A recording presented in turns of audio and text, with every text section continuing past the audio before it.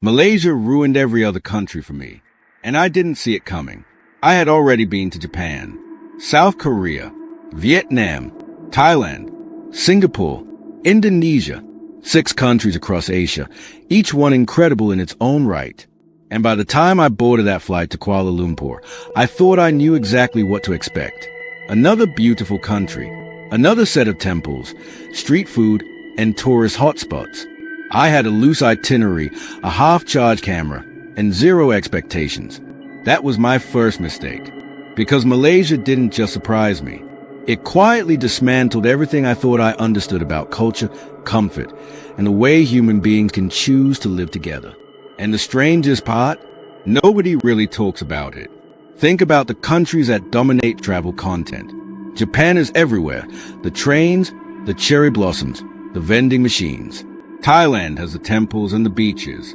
Bali had become almost a cliche at this point. But Malaysia? It sits in this strange, overlooked middle ground.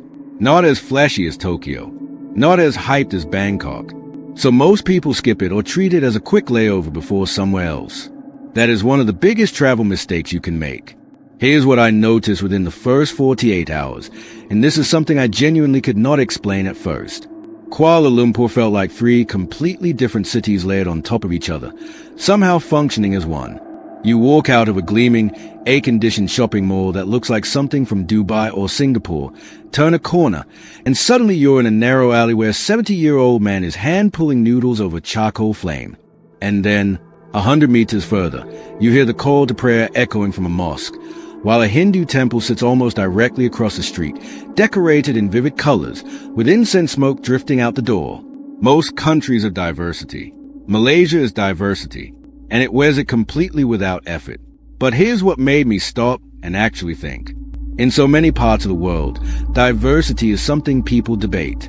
Something that causes friction, political tension, cultural anxiety. You hear about it constantly. Who belongs? Who doesn't? How people from different backgrounds can or cannot coexist. And then you land in Malaysia, where Malays, Chinese Malaysians, Indian Malaysians, and dozens of indigenous communities have been sharing streets, food, and neighborhoods for generations. Not perfectly, not without complexity, but with a naturalness that is genuinely rare. The food alone tells you the whole story. And I don't mean that casually, I mean it architecturally.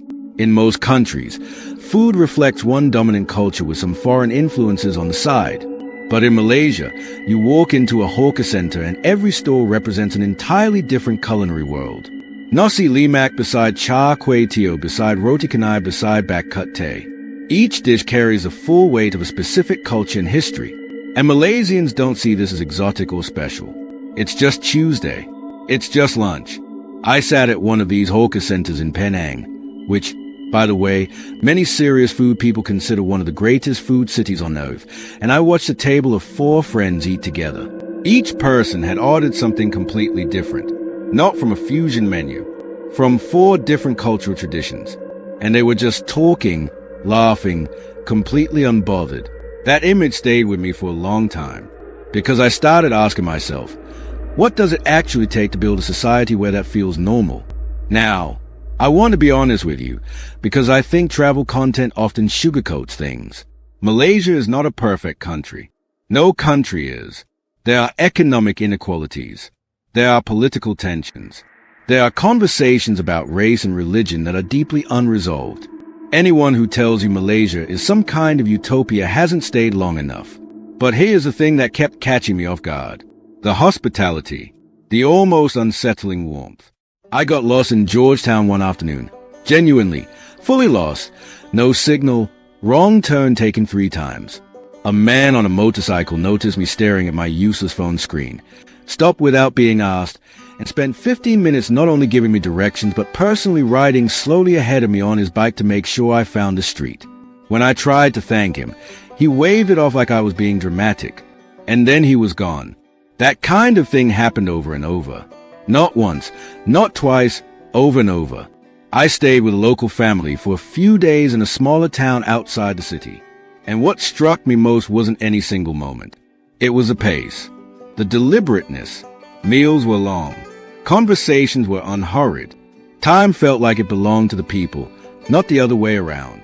Coming from a world where productivity is essentially a religion, where business has become a status symbol, sitting in that kitchen eating a slow breakfast and talking about nothing important felt almost radical. It made me realize something uncomfortable. A lot of what we call progress in the modern world is really just speed. And Malaysia, in many ways, had figured out how to be modern and connected and economically developed while still protecting something slower and more human underneath it. There was one evening, and this is a moment that I keep coming back to when I think about that trip.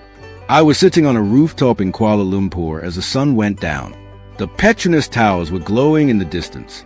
Below me, I could hear 3 different kinds of music from 3 different directions. The smell of satay from a cart on the street below was drifting up, and I had this very clear, slightly disorienting thought. I had been to 6 other countries on this trip, and none of them made me feel this layered, this textured. Like every single thing around me had a story behind it, and those stories were all somehow happening at the same time. That's the thing about Malaysia that nobody fully prepares you for. It doesn't announce itself. It doesn't have a single iconic image that sells it to the world. It doesn't need to perform. It just exists, complicated and generous and chaotic and warm. And if you slow down long enough, it quietly gets under your skin. By the time I left, I understood why people who visit Malaysia often end up moving there. Not because it's perfect, but because it feels genuinely, unmistakably alive in a way that is hard to find and even harder to leave. 7 countries, dozens of cities, thousands of kilometers, and the country I almost skipped entirely turned out to be the one that changed how I see the rest of the world. I think that says everything. If you've been to Malaysia, or if you're from there, I'd genuinely love to know, did your experience match what I described? Or did you see a completely different side of it? Drop it in the comments. And if you've never considered Malaysia as a destination before, maybe now you're thinking about it a little differently. That's all I ever want from these videos. Not to tell you what to think, just to show you something you might not have seen yet.